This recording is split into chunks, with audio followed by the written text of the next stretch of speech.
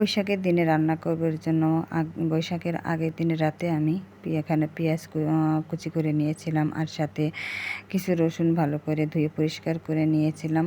তো সব কিছু আগে থেকে কেটে রাখছিলাম। আর সকালবেলা এখানে ছিল 700 গ্রামের মতো একটা ইলিশ মাছ। তো পুরো ইলিশ মাছটাই এখানে কেটে তারপর লবণ হলুদ মাখিয়ে রেখে দিয়েছি। এটা ভাজি করে নেব। এটা ছিল ডিমলা ইলিশ, আর ডিমলা ইলিশটা খেতে আরও বেশি মজার লাগে।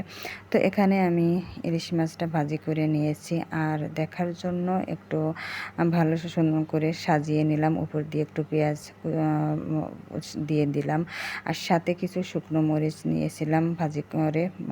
আর এখানে রাতের বেলায় মানে বৈশাখের আগের রাতে এখানে ভাত রান্না করে গরম ভাতের ভিতরে পানি দিয়ে নিয়েছিলাম পান্তা করার জন্য।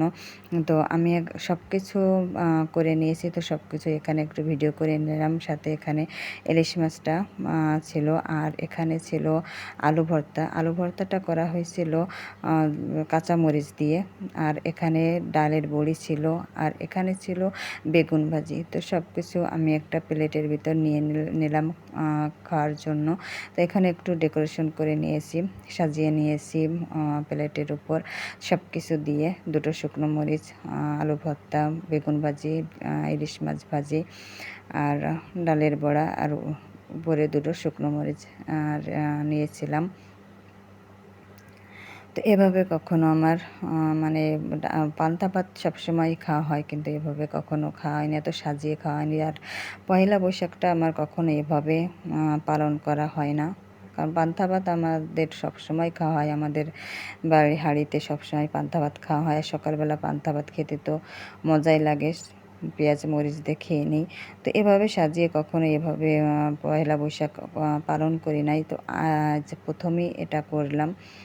তো সব কিছু মিলেই অনেক মজাই লাগছিল। তো একটু একটু করে সব কিছু দিয়েই খেলাম। তো ভালোই লাগছিল পান্তা ভাতটা। এরপর সকালের খাওয়া শেষ করে দুপুরের রান্নার আয়োজনে চলে গেলাম। তো এখানে গরুর গোশ রান্না করা হচ্ছে।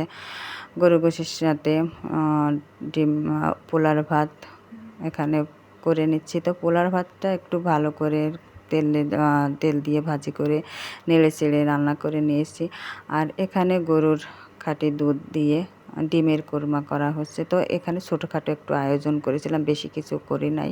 তো এখানে কি সব রান্নাগুলো আমি করে নিয়েছি। তো গরুর গোশত ছিল এখানে রান্না করা, তারপর পোলার ভাত ছিল, আর ছিল ডিমের কোরমা। বেশি কিছু আয়োজন করি নাই, অল্প কিছু আয়োজনই করেছিলাম। তো এটাই ছিল আমার বৈশাখের দিনের আয়োজন।